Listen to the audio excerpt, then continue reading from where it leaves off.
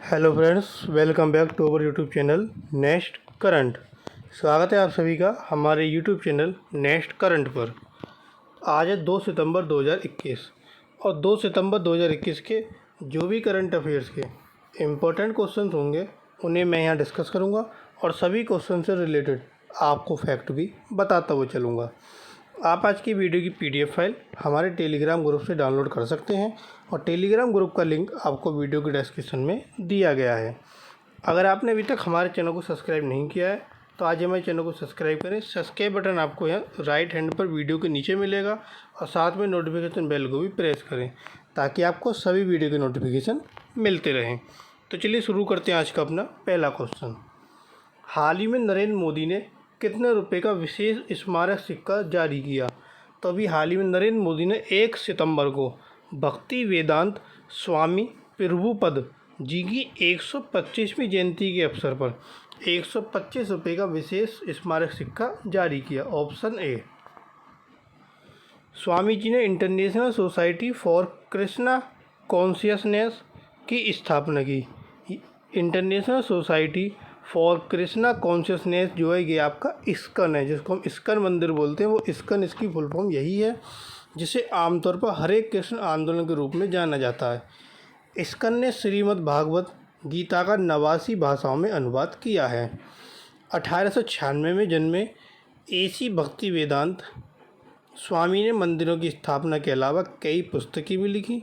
उन्होंने कोलकाता में Scottish church college से रसायन शास्त्र में स्नातक किया। 1959 में वे साधु बने और बाद में वे अमेरिका चले गए, जहां उन्होंने वैदिक साहित्य का प्रचार किया। अगला क्वेश्चन। हाल ही में नई केंद्रीय क्षेत्र योजना के तहत इकाइयों के पंजीकरण के लिए वेब पोर्टल किसने लॉन्च किया? तो यह वेब पोर्टल लॉन्च किया अमित शाह ने। Option B Amit Shah. अमित शाह कौन है? ये केंद्रीय गृह और सहकारिता मंत्री हैं। इन्होंने जम्मू कश्मीर के औद्योगिक विकास के लिए इस पोर्टल को लॉन्च किया। यह पोर्टल जम्मू कश्मीर में 50,000 करोड़ से अधिक के निवेश को आकर्षित करेगा और केंद्र शासित प्रदेश के समावेशी सर्वांगीण विकास को बढ़ावा देगा। नई औद्योगिक नीति अनुच्छेद 370 और 35A के निरस्तीकरण के बाद प्रधानमंत्री नरेंद्र मोदी के वादे की पूर्ति है और केंद्र का लक्ष्य केंद्र शासित प्रदेश के समग्र विकास के लिए नया क्षितिज बनाना है। अगला क्वेश्चन। हाल ही में भारतीय नौसेना ने NADS की आपूर्ति के लिए किसके साथ एक अनुबंध पर हस्ताक्षर किए? तो यह जो हस्ताक्षर हुए हैं यह हुए आपके BEL के साथ। ऑप्शन सी।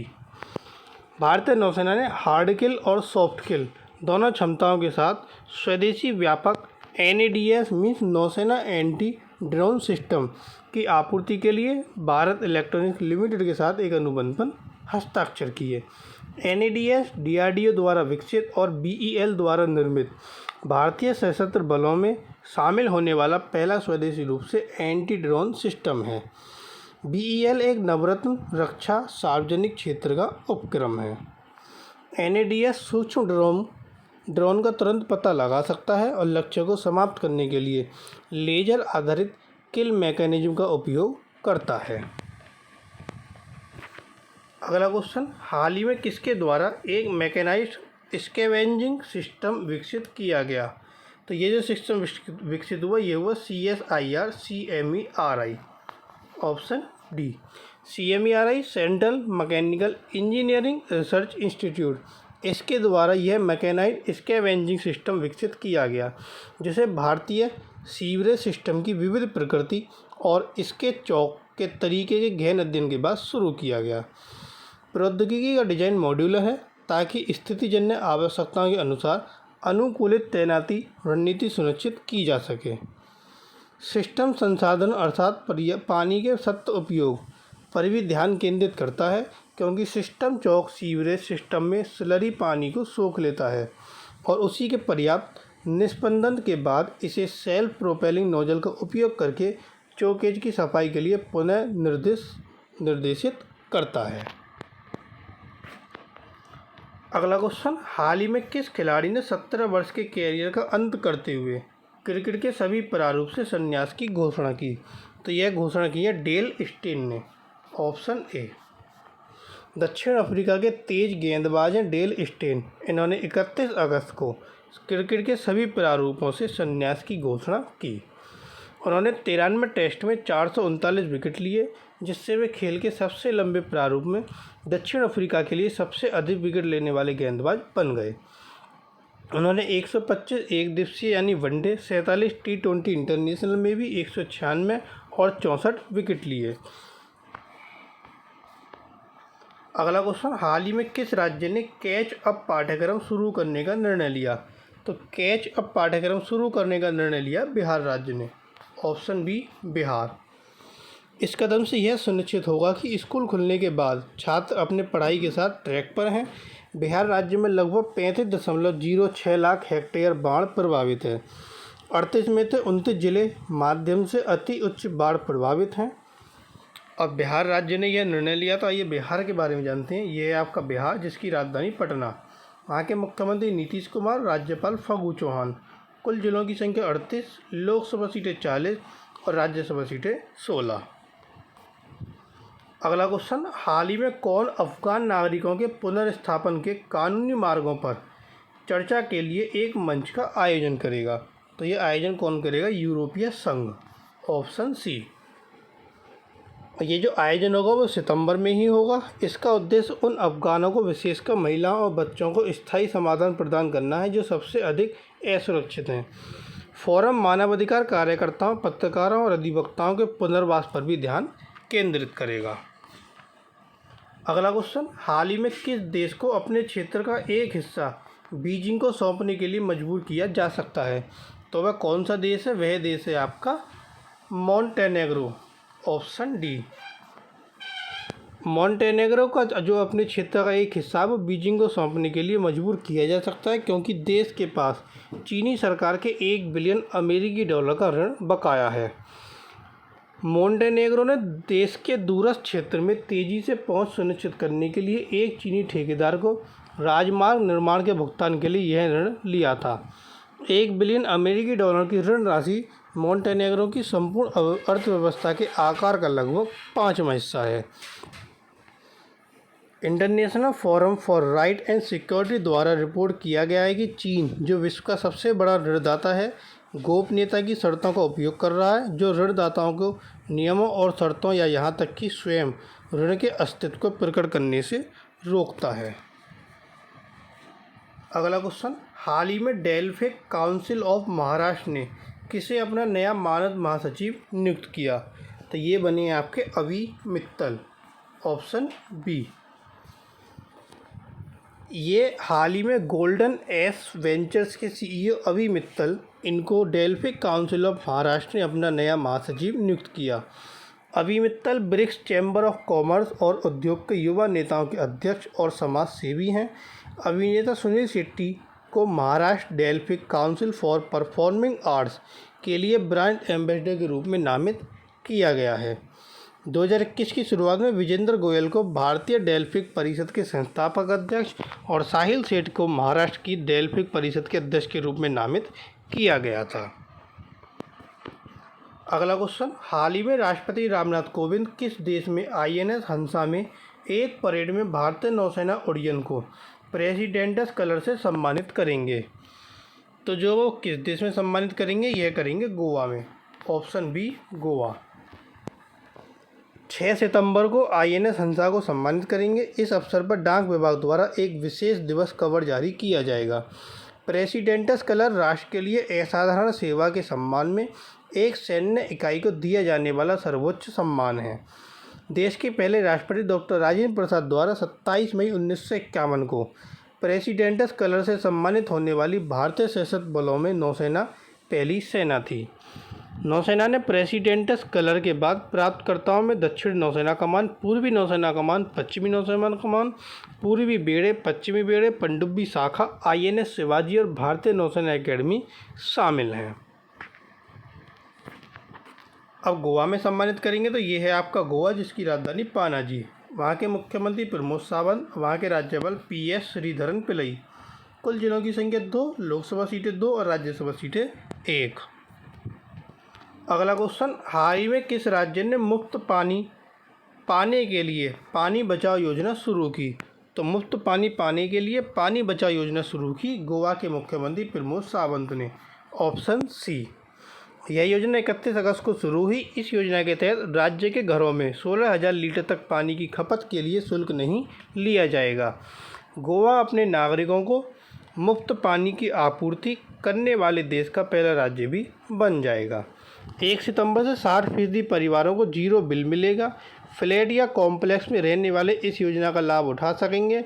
उन्होंने यह भी घोषणा की पानी की बिलिंग के लिए छोटे व्यवसाय और रेस्टोरेंट को औद्योगिक से वाणिज्यिक खंड में स्थानांतरित किया जाएगा, जिससे वे भी इस योजना का लाभ उठा सकें। अगला question, international day of victims of enforce disappearance कब मनाया जाता है? तो ये जो डे है आपका, यह डे 30 अगस्त को मनाया जाता है। ऑप्शन डी 30 अगस्त। और यह दिन उन लोगों को सम्मानित करने और श्रद्धांजलि देने के लिए मनाया जाता है जिन्होंने जबरन गायब होने का सामना किया है। वैश्विक संगठन यूएन और एमनेस्टी इंटरनेशनल इस दिन के बारे में जागरूकता बढ़ाने के लिए मनाते हैं कि कैसे गायब होना एक अपराध है और इसे संघर्ष की स्थितियों से निपटने के लिए एक उपकरण के रूप में इस्तेमाल नहीं किया जाना चाहिए। संयुक्त राष्ट्र के अनुसार 1999 से कोसोवो में 6,000 से अधिक लोग लापता के रूप में पंजीकृत हैं। इसलिए संयुक्त राष्ट्र द्वारा कोसोवो में लापता व्यक्तियों के संसाधन केंद्र भी शुरू किया गया है। 21 दिसंबर 2010 को संयुक्त राष्ट्र महासभा ने आधिकारिक तौर पर 30 अगस्त को international day of victims of enforce disappearance के रूप में घोषित किया। अगला क्वेश्चन, हाल ही में किसको प्रतिष्ठित टाइम्स एक्सीलेंस अवार्ड 2021 से सम्मानित किया गया? तो किसको सम्मानित किया गया? सवर्णा रॉय को। Option A. साहित्यिक कथा लेखक सवर्णा रॉय को प्रतिष्ठित टाइम्स एक्सीलेंस अवार्ड 2021 से सम्मानित किया गया। टाइम एक्सीलेंस अवार्ड्स युवा उद्यमियों, नेताओं और इनोवेटर्स जो सही मायने में गेम चेंजर रहे हैं, इनको पहचानने, प्रोत्साहित करने और मान्यता प्रदान करने के लिए बनाए गए हैं। सामाजिक मिशन के उद्यमी विराज कोहली को भी यह पुरस्कार प्रदान किया गया। अगला क्वेश्चन, हाल ही में किसने डिजिटल पेपरलेस समाधान के लिए आनंदा मोबाइल ऐप लॉन्च किया? तो आनंदा मोबाइल ऐप लॉन्च किया LIC ऑफ इंडिया ने। Option B LIC of India. LIC ने नई व्यावसायिक प्रक्रिया के लिए डिजिटल पेपरलेस समाधान के लिए आनंदा मोबाइल ऐप लॉन्च किया। डिजिटल एप्लीकेशन एजेंट या मध्यस्थ की मदद से पेपरलेस मॉड्यूल के माध्यम से जीवन बीमा पॉलिसी प्राप्त करने के लिए ऑन बोर्डिंग प्रक्रिया के लिए एक उपकरण है। 1 सितंबर जो कि LIC का स्थापना दिवस है उसको चिन्हित करता है और इसकी जो स्थापना हुई थी वो 1 सितंबर 1956 को हुई थी। अगला क्वेश्चन, हाल ही में राज्यसभा के सभापति M वेंकैया नायडू ने किसे महासचिव नियुक्त किया? तो महासचिव कौन बने? वो बने आपके PPK रामाचार्युलू। Option C. ये 2018 से राज्यसभा सचिवालय में सचिव हैं और अब इनको महासचिव नियुक्त किया गया 31 अगस्त को। 1 साल तक लोकसभा सचिवालय में सेवा करने के बाद 1993 में राज्यसभा सचिवालय में शामिल हुए थे। वह देश दीपक वर्मा का स्थान लेंगे, जिन्होंने 4 साल तक शीर्ष पद पर रहने के बाद महासचिव के पद से इस्तीफा दे दिया। अगला क्वेश्चन, हाल ही में इंदिरा गांधी परमाणु अनुसंधान केंद्र कलपक्कम ने किसको अपना निदेशक नियुक्त किया? तो किसको किया नियुक्त? वो किया V वेंकट रमन को। Option D. इंदिरा गांधी परमाणु अनुसंधान केंद्र कलपक्कम ने 31 अगस्त को तत्काल प्रभाव से V वेंकट रमन को अपना निदेशक नियुक्त किया और वह अरुण कुमार भादुड़ी का स्थान लेंगे। वेंकट रमन निदेशक के रूप में गुणवत्ता और संसाधन प्रबंधन समूह की सेवा कर रहे थे। वेंकटरमन व्यक्तिगत उत्कृष्टता के लिए DAE होमी भाभा विज्ञान और प्रौद्योगिकी पुरस्कार 2007 के प्राप्त करता है। वह विभिन्न भूमिकाओं में शामिल थे। पारंपरिक और डिजिटल एक्सरे की स्थापना, अत्यधिक विकिरण ईंधन पिन की न्यूट्रॉन रेडियोग्राफी, इंजीनियरिंग और प्रौद्योगिकी के साथ गैर विनाशकारी मूल्यांकन की भौतिकी का संयोजन आदि। वेंकटरमन ने 300 से अधिक प्रकाशन भी लिखे, जिनमें भौतिक विज्ञान के विश्वकोश में 2 लेख, 2 मोनोग्राफ आदि के बीच 3 पुस्तकें शामिल हैं। तो ये थे आपके आज के करंट अफेयर्स के इंपॉर्टेंट क्वेश्चन। अब आता है क्वेश्चन ऑफ द टुडे। आज का क्वेश्चन जिसका आंसर आपको कमेंट बॉक्स में देना है कि हाल ही में किस देश ने काबुल में अपनी सैन्य उपस्थिति को आधिकारिक रूप से समाप्त कर दिया। तो वो किस देश ने समाप्त किया, 4 ऑप्शन आपको दिए गए हैं। एक आंसर आपको कमेंट बॉक्स में देना है।